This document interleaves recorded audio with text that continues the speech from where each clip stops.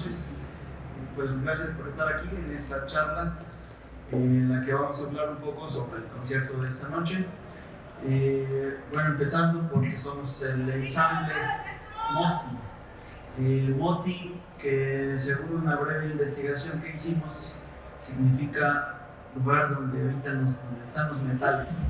Parece que es una palabra derivada del chichimeca y parece que así se le llamaba a este lugar, Guanajuato, antes de que viniera el idioma castellano y antes de que se fundara ya una ciudad como tal.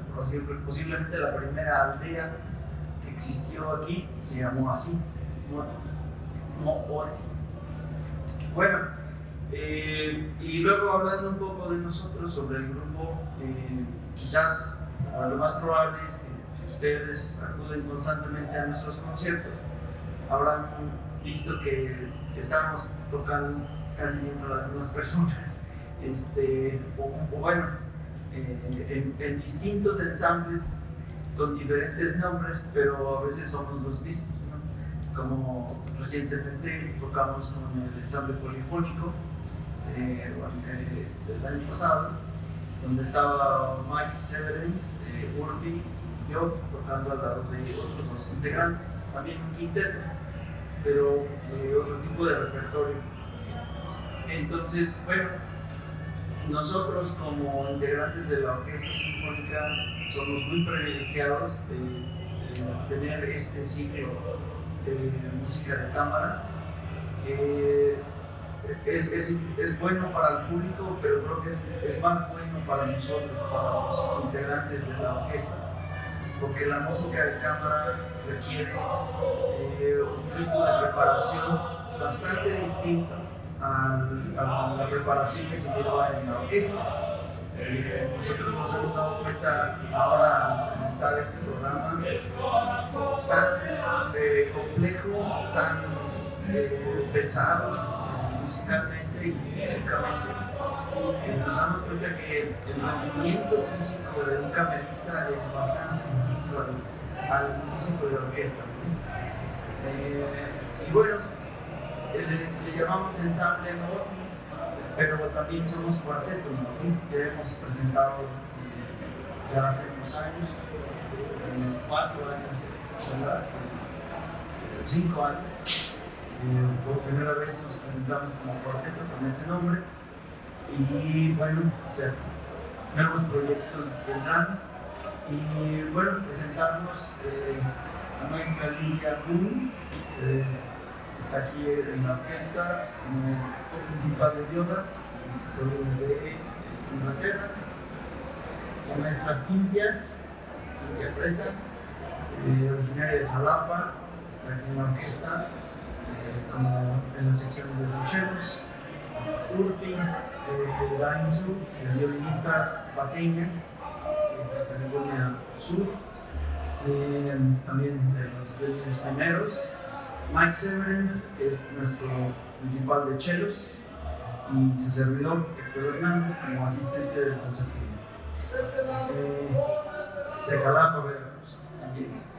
Bueno, pues les vamos a presentar el día de hoy 2 obras muy bonitas, una muy importante, sobre todo, muy famosa, se toca en todas partes, todo el mundo, y todo el mundo la quiere tocar, es verdaderamente bella, que es el quinteto de Franz Schubert en do mayor para cuerdas, en este caso 2 chelos, y una obra un tanto desafortunadamente desconocida, que es un quinteto con la misma dotación de una paisana, Lidia, una compositora británica, Ethel Smythe, que vivió en el siglo XIX y XX, un poco del XX, con una vida muy interesante y una compositora que se acercó a los compositores de Alemania, ¿verdad?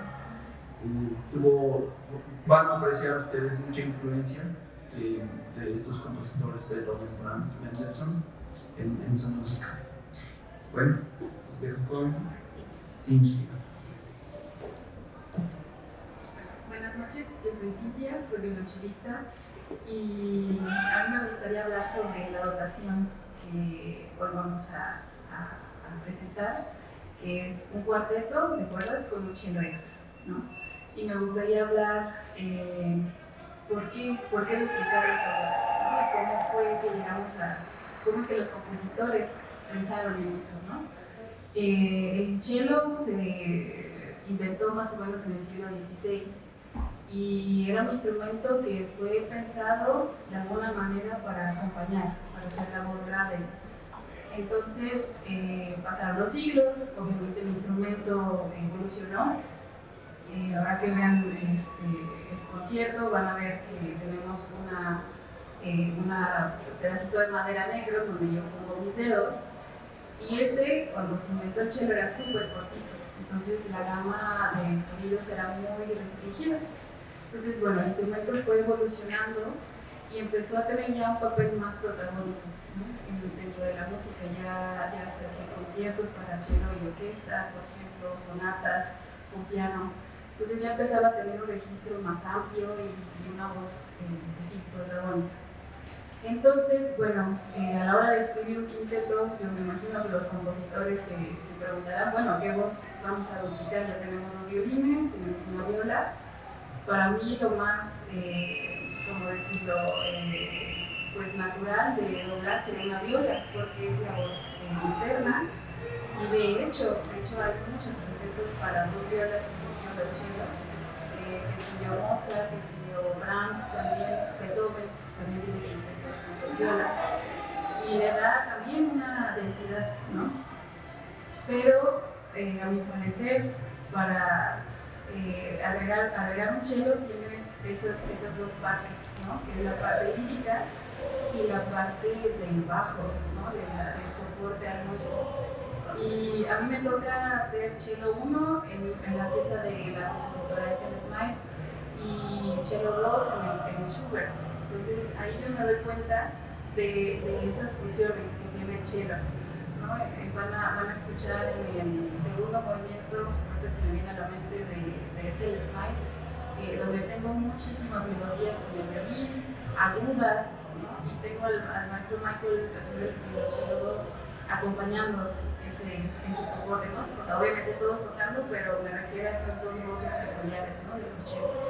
Y en Schubert me toca hacer el segundo cello, y en el segundo movimiento también, que es muy extenso, y hay una parte en el medio del movimiento donde está el maestro Héctor con el maestro Michael tocando una melodía preciosa, aguda, y yo estoy tocando un bajo y estoy acompañando esa melodía, ¿no?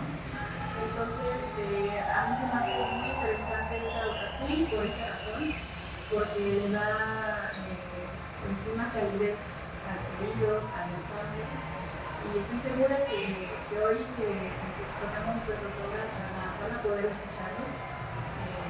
Son 2 obras maravillosas que ahora la maestra Guillermo nos va a platicar más sobre ellas. Entonces, esta noche vamos a iniciar con el quinteto de Ethel Smythe. Ella nació en 1858 en Inglaterra, cerca de Londres, pero no mero en el capital. Hija de un general muy respetado del ejército, que piensa que es adorable que su hijita quiere estudiar piano, que le gusta la música, pero le parece menos adorable en lo que a los 17 años ella le dice, bueno papá, yo quiero ser músico, y la prohíbe, y ella dice, bueno, entonces protestó y hizo huelga de hambre. Se encerró en su cuarto, rehusó comer hasta que su papá le diera permiso para ir, y no solo ir a estudiar, pero ir a otro país. En este momento de historia, con lo que era transporte, otros tiempos, ¿verdad? Entonces va a Leipzig a los 18 años, que se ve que ahí quiere estar, y se inscribe formalmente en el conservatorio para estudiar composición, cosa que no era nada típico. No sé si fue la primera mujer o de las primeras, pero con poco antecedente, ¿verdad? Llega allí y le decepciona un poco lo que es la carrera formal, pero está fascinada con el lugar y decide que quiere quedarse ahí, pero que va a tomar clases particulares. Quiere estar en este ambiente porque ahí tienes a Dvorak, ahí tienes a Tchaikovsky, ahí tienes a Grieg, ella los conoce a Brahms, que fue su ídolo, Clara Schumann también. Y se topa con este problema que en su contexto ella está escribiendo música. A duras penas están aceptando que mujeres quizás pueden tocar, quizás un instrumento como un piano está permisible, pero luego realmente una mujer de bien en este contexto es esperada que va a tener su familia y si va a trabajar algo va a ser de maestra. La enseñanza nada más que esto. Entonces en el momento que ella ya va buscando presentar sus obras, o la elección de usar otro nombre que es neutro en términos de género, que no la delata, o de escribir y la critican por todos lados, por no ser lo suficiente femenino, masculino, lo que sea, no les parece hablar los críticos en el momento. Aún así, es una mujer de mucha lucha, de mucha determinación y consigue que se presenten sus obras. Este quinteto fue escrito cuando ella tenía 26 años, fue su primera obra publicada, aunque no la primera obra escrita, pero la primera publicada, y lo publicaron ahí mismo en Leipzig. No puedes hablar de ella sin mencionar que ella fue involucrada muy activamente en la lucha para el derecho de votar para las mujeres en la tierra en principios del siglo XX, hasta pasó tiempo en cárcel, 2 meses por haber protestado y haber roto la ventana de un político que votó en contra a que las mujeres tuvieran voto. Y dentro del cárcel organiza un coro y los dirige con su cepillo de dientes desde su celda. Una mujer muy interesante, una mujer que sintió que escribir una autobiografía no bastaba y escribió, creo que o son 7 o son 9 autobiografías. Vivía valiente, vivía atrevida, una mujer que rehusó casarse en el contexto de su momento. No era una elección tan típica.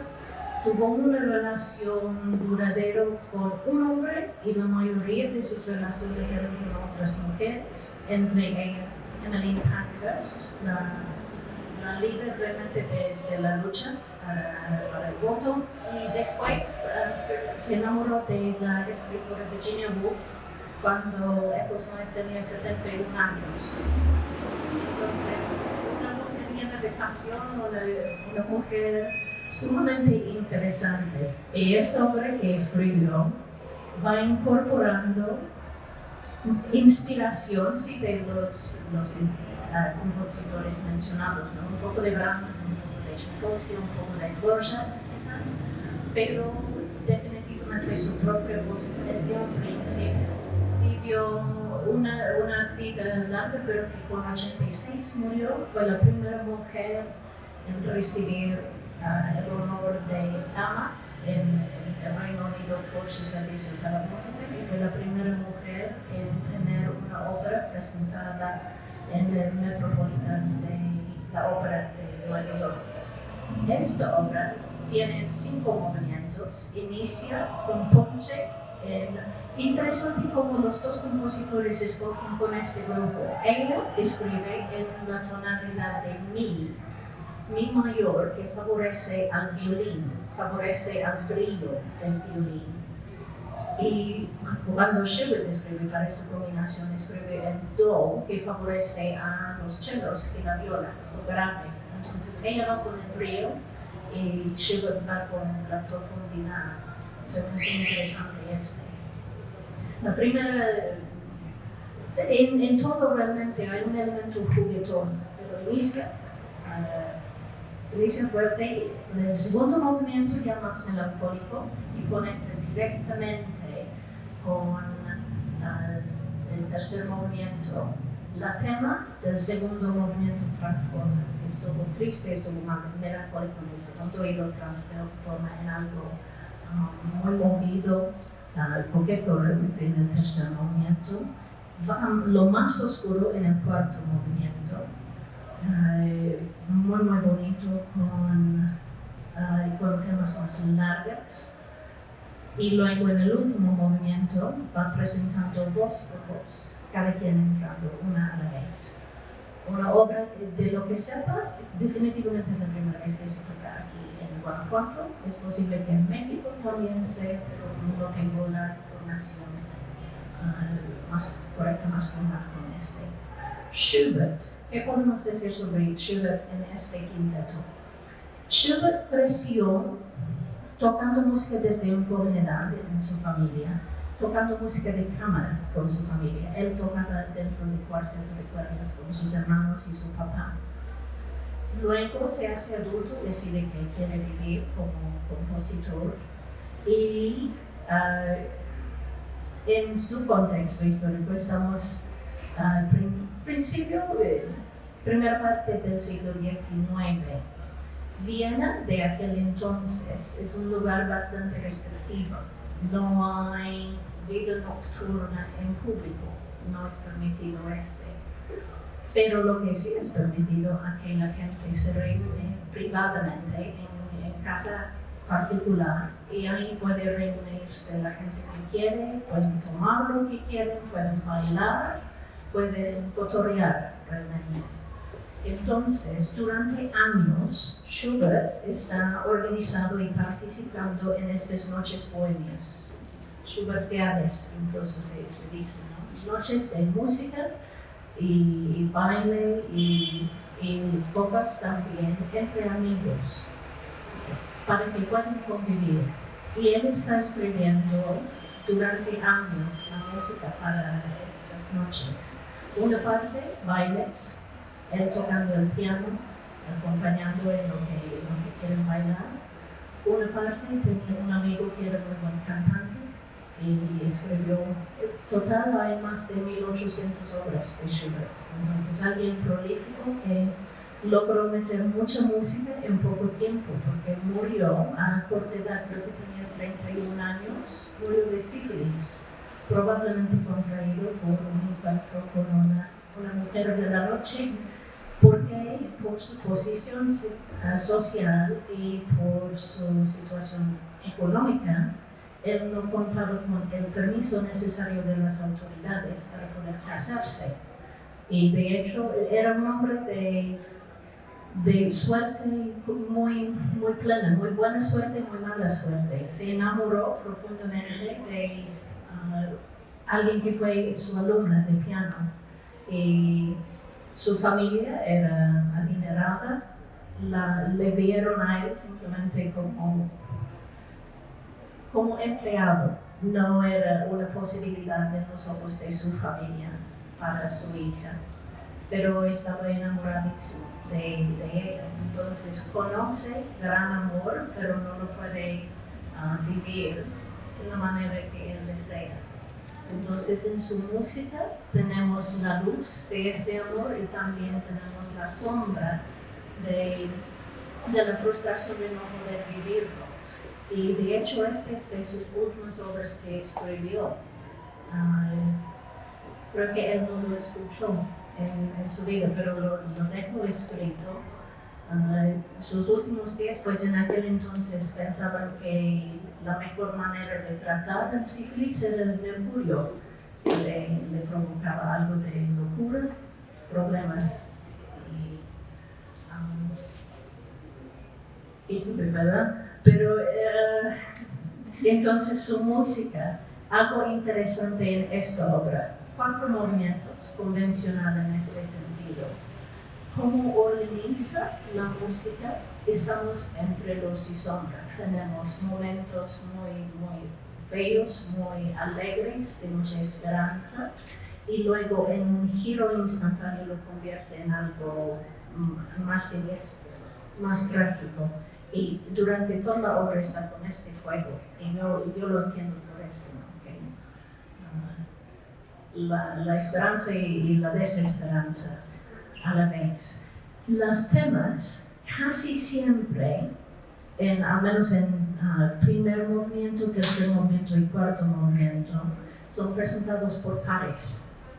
Siempre son dos instrumentos, casi siempre, ¿no? Con todos los temas. Y escribe temas son muy largas, muy extendidas, muy líricas. Por este mismo que él escribió tanto para la voz, aunque sean instrumentos tocando. Todavía su concepto de cómo tratarlos es que estamos cantando. Entonces van a ver casi cada combinación que hay de pares entre el ensamble. Y luego en el segundo movimiento, mi favorito personal y también de lo más difícil realmente para nosotros es que lo cambia y tiene 3 moviendo como un coro, que es con una trama súper larga, y luego hay un violín solo, y este es distinto a todo lo del resto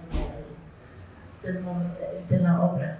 El tercer movimiento, un scherzo, y el trío, el scherzo ya con bastante brío, con vigor, y el trío triste y contemplativo, muy expandido. Y el último movimiento tiene elementos húngaros. En este momento histórico, pues fronteras internacionales en esta parte del mundo eran más flexibles, cada ratito iban cambiando. Y toma inspiración creo que sí hay una canción o como una porra que cantaban en aquel momento, y va tomando un poco del sabor de este para dar carácter a este último movimiento. Las dos son obras maravillosas realmente. Nivel personal, yo he esperado 20 años para tocar Schubert. Estoy muy emocionada porque lo preparé, se programó, se canceló. Otra vez vuelve a pasar y ya por fin 20 años después ya está sucediendo, ya estamos aquí. Una obra que a todos, no solo a mí, nos emociona mucho y que esperamos que vayan a disfrutar mucho esta noche. ¿Tienen preguntas? ¿Algo que les gustaría?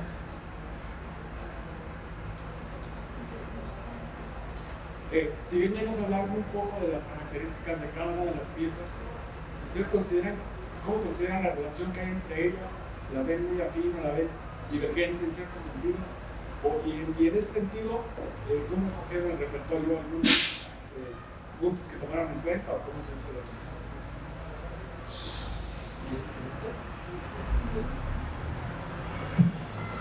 No, la verdad es que son dos obras bastante distintas. Sobre todo por lo que comentaba la maestra Lidia, uno son tonalidades muy diferentes que crean otro color. Y luego el estilo de Smythe no es muy cercano al de Schubert. En este sentido, Schubert, pues, ellos dos están en momentos de su vida distintos, ¿no? Smythe empieza, es su opus 1, y Schubert está acabando, está casi muriendo. Entonces, su nivel musical artístico es bastante distinto. Y bueno, los escogimos porque Schubert lo queríamos tocar y porque Smythe era una desconocida para nosotros. Ahora nos enteramos ya de muchas obras que ella escribió. Tiene un cuarteto de cuerdas bellísimo que también vamos a tocar muy pronto, porque nos ha gustado mucho.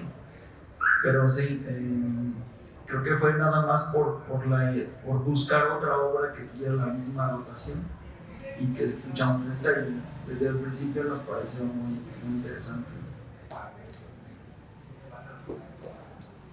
¿Alguien tiene una pregunta más para los maestros?